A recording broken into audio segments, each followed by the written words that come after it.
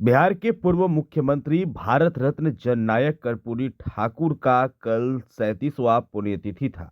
इस मौके पर देखिए जननायक कर्पूरी वाटिका जो कि बिहटा में स्थित है, उस प्रांगण में देखिए कर्पूरी ठाकुर के स्मृति पर जो है लोगों ने पुष्प माला जो है वो चढ़ाया और 37वां पुण्यतिथि जो है वो जननायक कर्पूरी का जो है देखिए जननायक कर्पूरी वाटिका बिहटा में मनाया। वही आपको बताते चले कि कामिनी देवी जो सचिव हैं, वो मौके पर मौजूद रहीं। वहीं जो कर्पूरी वाटिका के सभी सदस्यगण हैं, वो मौके पर मौजूद रहे और देखिए समाजवादी विचारधारा के साथ देखिए सभी लोगों ने बहुत हर्षोल्लास के साथ भारत रत्न जननायक कर्पूरी ठाकुर का 37वां पुण्यतिथि कल मनाया है। वही हम आपको तस्वीर जो है दिखा रहे हैं, देखिए किस तरीके से बिहटा के जननायक कर्पूरी वाटिका में देखिए जो है पूरे धूमधाम से जो देखिए जो कहा जाए तो मनाया गया बिहार के पूर्व मुख्यमंत्री जननायक कर्पूरी ठाकुर का जो पुण्यतिथि है। देखिए किस तरीके से लोगों में काफ़ी खुशी है, हर्षोल्लास है और हर्षोल्लास के साथ लोगों ने देखिए जननायक कर्पूरी ठाकुर का 37वां पुण्यतिथि मनाया है। वहीं सभी के हाथों में देखिए किस तरीके से माला, फूल और के साथ जो है पूरे तरीके से लोग जो है तैयार रहे, लोगों का अभिवादन भी हुआ। वहीं हम आपको छोड़े जाते हैं जननायक कर्पूरी ठाकुर को लेकर लोगों के मन में क्या कुछ है, जरा सुने। किसी का नाम नहीं ले, सार्वजनिक स्थल है, लेकिन आप ध्यान दीजिए कि जो उन्होंने कहा कितना परसेंट किया, कितना परसेंट किया। क्या आपने कभी जवाब मांगा उनसे कि आप जो चुनाव में कहे थे मैं ये कर दूंगा, वो कर दूंगा, वो कर दूंगा, आज क्या हुआ?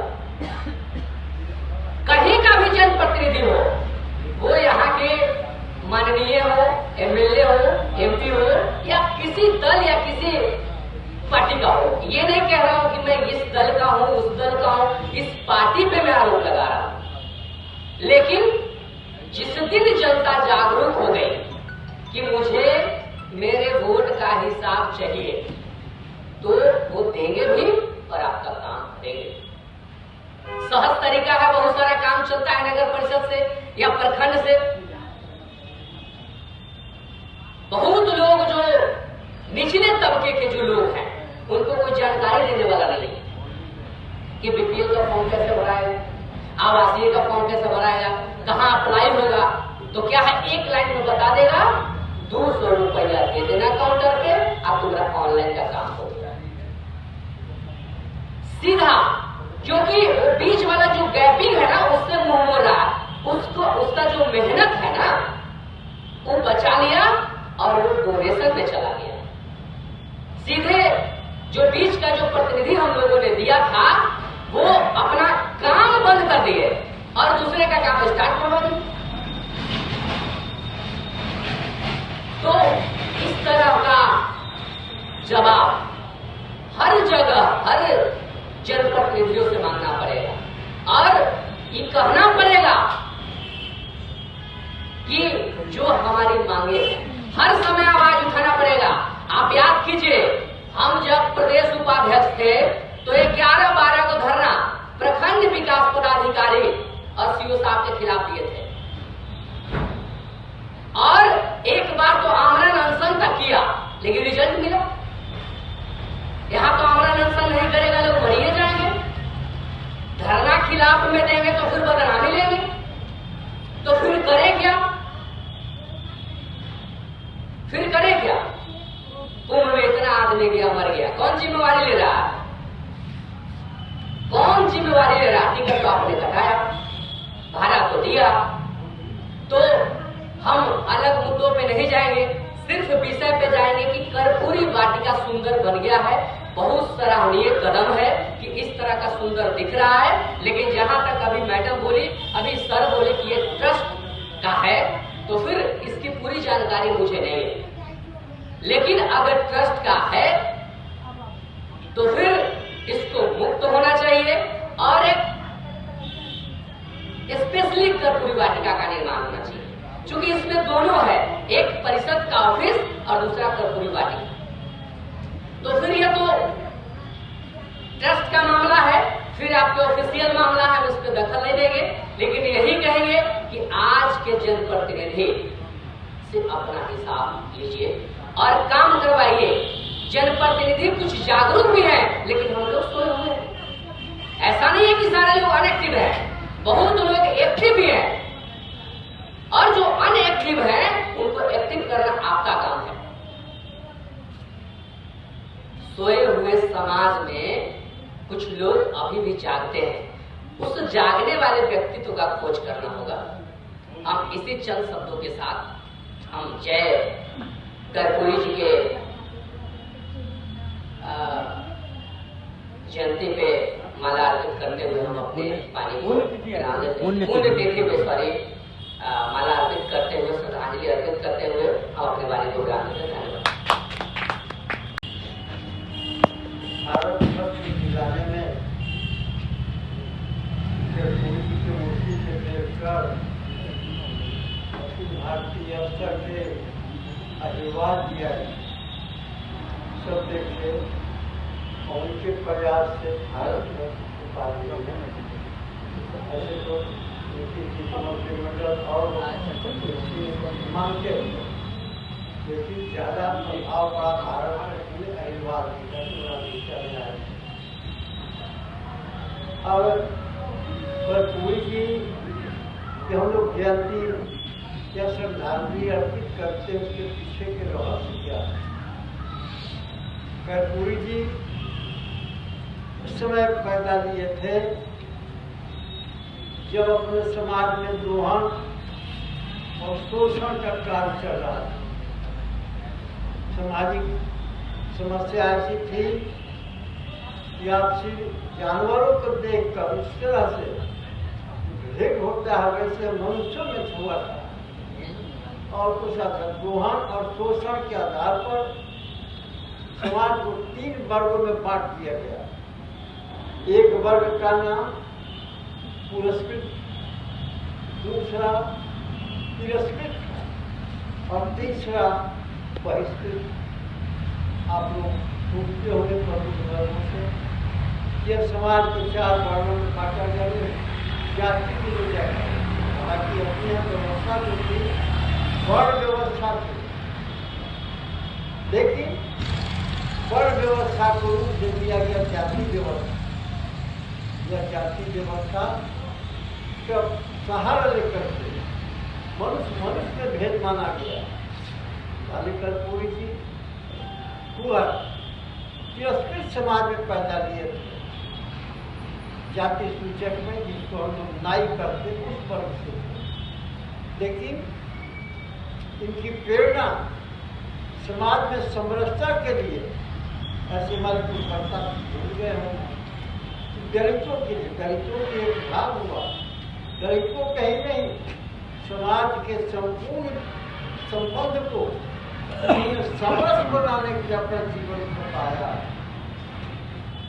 वैसे क्रियाकर्म में जननायक उपाधि बिहार के लोगों ने यहाँ क्रिया का जन्म है और वह क्रियाकर्म के कारण ही आज भारत सरकार भारत उपाधि बड़े बड़े व्यक्तिगत बड़े हुए हैं, लेकिन यह तपस्या के कारण भारत रत्न की उपाधि ने मिली वर्तमान अवस्था।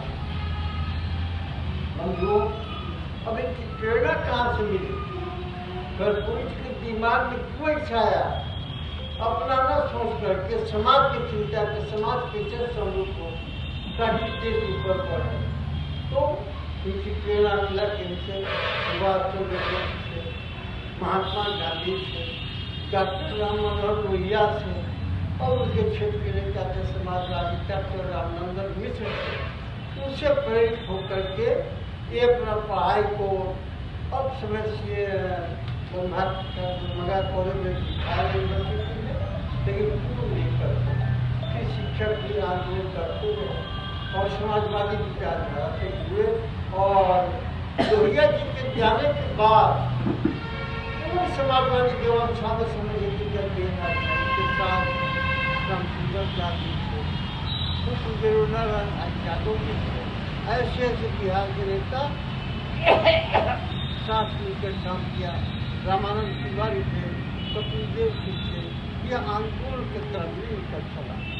और यह विचार सोचिए कि ऐसा व्यक्ति कि गरीब घर से पैदा लिए हुए हैं, लेकिन बिहार में 2 बार मुख्यमंत्री के दायित्व संभाला, 1 बार उप मुख्यमंत्री हुए और 52 से लेकर अंत तक 88 की मृत्यु तक विरोधी दल के नेता रहे।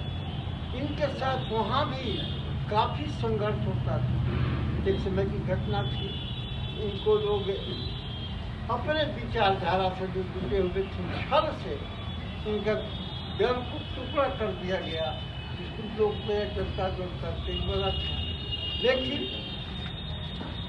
विरोधी दल के नेता न बनाने के लिए उस समय के विधानसभा अध्यक्ष चंद्र झा, बहुमत की संख्या 32 होती थी, 33 कहिए, लेकिन इनके पास 35-36 की अपना रूप देखा है, 30 है, लेकिन नहीं दिया झा जी ने कहा कि मुझे 32 के बाद संख्या ही में मालूम है, इतना रागत दे इनको नहीं बनने दिया।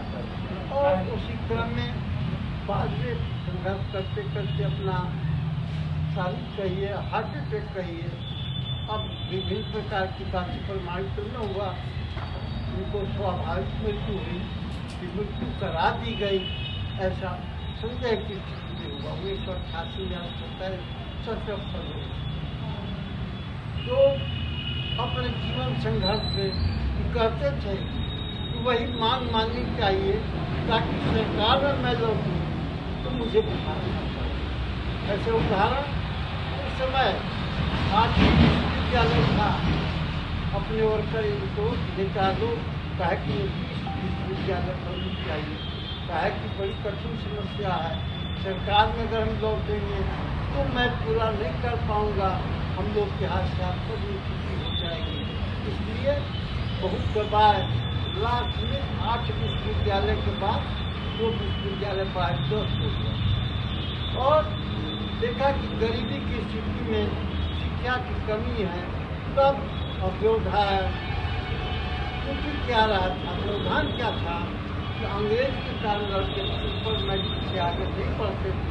उन्होंने अपने स्वयं जब शिक्षा मुक्ति हुए विदाउट इंग्लिश, ताकि गरीब अंग्रेजी के कारण ऊपर नहीं पढ़ रहा है तो उसकी एक सहूलियत हो जाए, रास्ता मिला जिसको विदाउट इंग्लिश पढ़ते हैं।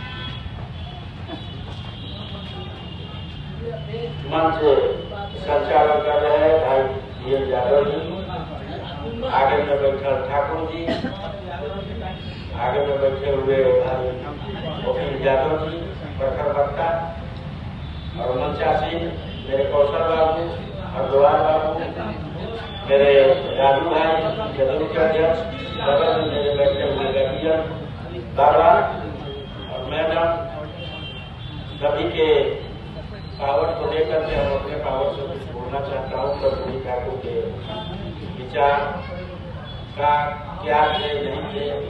जिस समय एक गरीब घर में पैदा लेकर के उन्होंने राजनीति करने का मीरा उठाया, वो साधारण सी बात नहीं थी। उस समय इतना लोकेशन सही नहीं था, सड़क का आने जाने में कठिनाई था। हम लोग का खानदानी अच्छा जगह पर पैदा दिए कि हम लोग का लोकेशन सही है, पटना से करीब है, लेकिन उनका समस्तीपुर से आना साधारण सा बात नहीं था।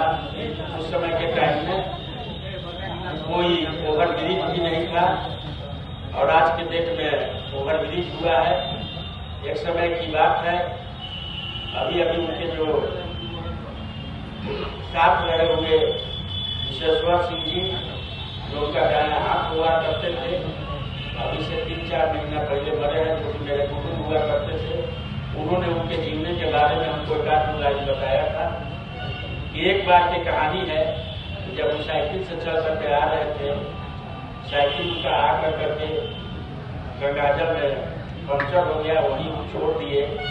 इसके बाद में कुछ दूर और चलने के बाद में बच्चा बाबू के जहाज पर उसको चढ़ना पड़ा।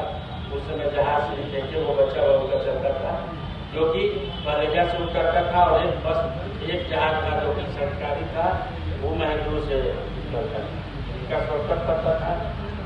एक बार बिना टिकट के उन्होंने पकड़ाने का काम किया, जो पकड़ा वो कहा कि कृपया आपको अगर जहाज रोकते हैं उतरिए। वो कहीं कहा कि भाई हम समाज सेवी हैं, हम तो डेली आएंगे डेली जाएंगे, कब बुलाया जाएगा हम जाएंगे। नतीजा हुआ एक दिन तो छोड़ दिया, दूसरा दिन जब आया तो कहा कि आपको साहब बुलाया। जब बच्चा बाबू के पास में उनका जानना हुआ तो बच्चा बाबू पूछे कि भाई आप आते हैं जाते हैं, जो राशि है आप नहीं देते हैं, तो आप ही का देखा इसकी और वो करेगा। क्योंकि मैं समाज सेवी हूँ, गरीब घर से पैदा लिया हूँ और मैं चाहूंगा कि आपका आशीर्वाद होगा तो मैं आऊँगा जाऊँगा, नहीं तो मेरा तो आना जाना बंद हो जाएगा। क्योंकि कैसा समाज सेवी कैसे अपना लोकेशन बताए, पूरा बायोडाटा बताए। इसके बाद में कही कि आप जब तक ये आपका जहाज है जब तक आइए और राशि का कोई जरूरी हो तो आप मेरे दरवाजा पर आइए, राशि दूंगा। नाना प्रकार के लोग समाज सेवी को मिल जाता है, सहारा देने वाला और आगे बढ़ाने वाला। दिन बहुत उस समय गड़बड़ था, उस समय एक मोटरसाइकिल कहीं दहेज मिल जाता था तो लोग देखने के लिए जवाब के रुक जाता था। आज के डेट में हमें पता नहीं चलता कि साइकिल के काम का है, मोटरसाइकिल का काम है। और रहा जहाँ तक हम लोग का डीएम ठाकुर जी का ऐसा जुझारूपन रहा, जब भी कभी मौका मिलता था हमको, जब भी रास्ता में दिखाते थे आज फड़ा पकड़ा हम आ जाते थे। और आज ये जो हम लोग लड़ाई झगड़ा कर करके कैसे कैसे बना, एक बाद में फर्स्ट क्लास के ये ऑफिस बन गया, जो कि हम लोग इसके लिए बहुत लड़ाई लड़े थे। और मैं आपको बताना चाहता हूँ, जदयू के अध्यक्ष महोदय बगल में हरद्वार बाबू, आप लोग का सरकार है, कौशल बाबू, हम लोग का सुबह से मांग है कि बिहटा को विधानसभा बनाया जाए। हर तरह से हमने के ठीक ठाक है, लोकेशन हम लोग का सब तरह का ठीक ठाक है। ये जो है हम लड़ाई को आगे बढ़ाए हैं, मेरे पास में कागज है, 20 बरस पहले हम इस कागज को बढ़ाए थे भारत सरकार के चुनाव आयोग के यहाँ। वो कागज मेरे पास में है, जब आप लोग चाहिएगा ले लीजिएगा, लेकिन इस लड़ाई को जारी कीजिए। हमनी में कुर्ता पैजामा पहनने वाला में टसल होना चाहिए, लेकिन आने वाला कल में हमनी के टसल नहीं हो, इसी का हम अर्जी विनती करते हैं कि विद्वान जहाँ ज्यादा होता है, शेक्सपियर एक लाइन लिख करके गए हैं कि जहाँ ज्यादा बुद्धिमान आदमी का जुटान हो जाएगा वहाँ अनाज रखल रहेगा, खैरा बिना मर जाएगा। वही हाल आज बिहटा का है, 181 जोड़ा कुर्ता पैजामा पहनने वाला आदमी है, लेकिन मर्दानगी की निहायत जरूरी है। देखिए अटल जी कहे थे कारगिल के युद्ध में कि पुरुष के पोशाक धारण करने से कोई मर्द मर्द नहीं कहलाता, पुरुष के पोशाक धारण करने से कोई मर्द मर्द नहीं कहलाता। उसके जेहन में मर्दानगी की निहायत जरूरी होनी चाहिए, जो कि कभी कभी दिखाई दे, और दिखाई दे तो इतिहास रखते। तो हम गुजारिश करेंगे कुर्ता पैजामा पहनने वाला से, सब भाई से, जो फुल पैंट टी-शर्ट पहने हुए हैं, आधा अधूरा काम कर रहा है, भाई अशोक जी, हम उनसे भी निवेदन करेंगे, भाई युवा शक्ति है, जबकि हम के युवा शक्ति थे, तकलीफ था, फटक एने ओने था, जो भी बुझाता था करते थे, मिजाज से बनल थे, कुश्ती उश्ती लड़ते थे, मिजाज आदमी के कैसे चल जाता है नहीं पता चलता। वैसे ही आप लोग से मैंने युवा है, मैंने आप लोग भी जोड़ लगाइए। आहने गार्जियन बैठल है, बहुत विद्वान गार्जियन मेरे मास्टर साहब के, सब जोड़ लगा करके देखिए, ये कलयुग है, संघे शक्ति कलयुग है। अकेले अगर जो कोई कह दे कि हम तीर मार देंगे, असंभव। और आज के देश में हम लोग का धीरे धीरे विकास हो रहा है, जो भी विकास हो रहा है, नेता के बल की बात नहीं है, ये विदेश्वर नाथ का असीम कृपा है, जो कि आज के डेट में जो धरती पर दिखाई दे रहा है वो सच्चाई है। हम लोगों पर विश्वास नहीं करे यहाँ के जनता का है कि हम लोगों ने यहाँ कुर्ता पैजामा पहन करके अभी तक नौटंकी थिएटर किए हैं, लेकिन वो थिएटर के जरूरी है, वो थिएटर के जरूरी है जबरदस्त कि आने वाला कल जो हम लोग दुख भोगे हैं वो नहीं भोगे।